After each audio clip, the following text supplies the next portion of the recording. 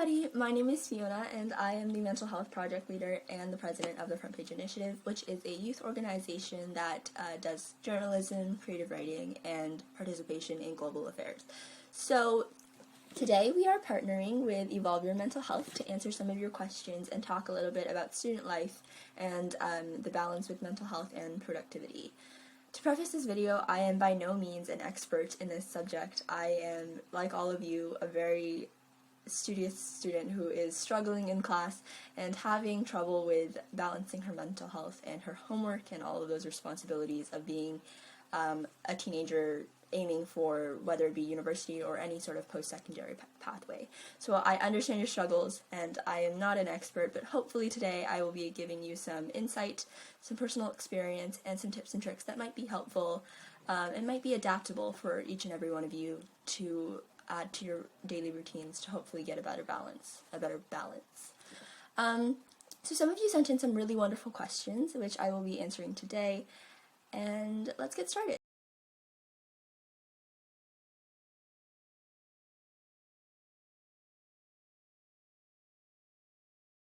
So the first question is, sometimes I feel like I have to choose between being a good student and maintaining my mental health.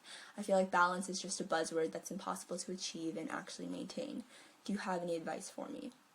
I absolutely understand what you mean. I feel this way all the time. Sometimes it is kind of like a voice in the back of your head that says, okay, you know what, it's absolutely perfectly fine to sacrifice your mental health if you want that good grade. And it's really a terrible mindset to have and a terrible little voice in the back of your head, because what's actually happening, and I think I find this to be true for a lot of my friends and my peers, which may not be exactly true for you, but your perceptions of yourself are most likely higher than the perceptions of your teachers and your colleagues around you. So while the standard is here, your stress and your mental health have made you think that the standard is actually up here. So what I think is that what they mean by balance is really, what thing do you want to prioritize at that time? It's not that they have to be at the same level all of the time. It's obviously wonderful if you're able to kind of have that very calm mindset and keep them at the same level all the time, but sometimes it's absolutely okay to prioritize one above the other and still call it balance, because looking up, you know, they're still kind of on the same playing field. So what I think is, if you're able at that moment to calm down, to take a breath, to take a step back and really reevaluate your mental health, you're actually bringing that standard closer together and achieving that balance that people are achieving that balance, that standard that seems so impossible and so difficult to maintain. So by balance, I think a lot of people usually just mean that you have to learn when to prioritize something. For example, it is very, very common for students to get stressed and just under duress when exam season comes around. And this happens all of the time. This happens to every single person. And you just have to prioritize that schoolwork as compared to your mental health.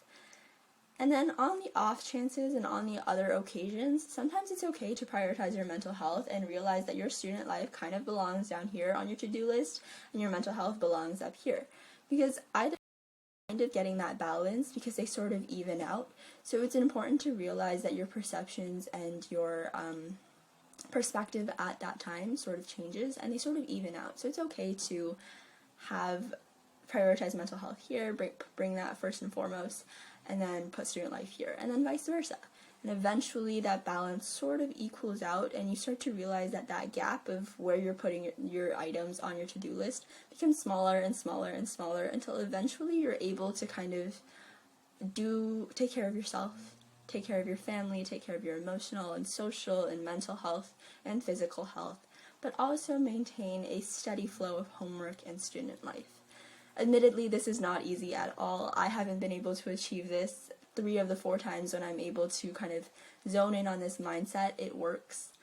The other 4 times, I can't say that it does, but it is a good thing to keep in the back of your head and just to kind of understand, because balance is a difficult thing to achieve and also sort of a standard that's misleading, I want to say.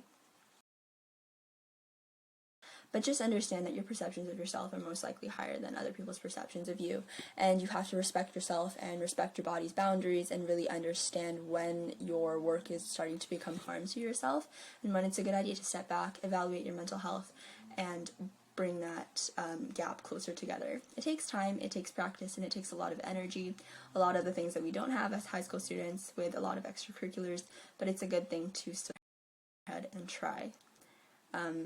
Better to try and fail at it, better to try and not be good at it than to not try at all.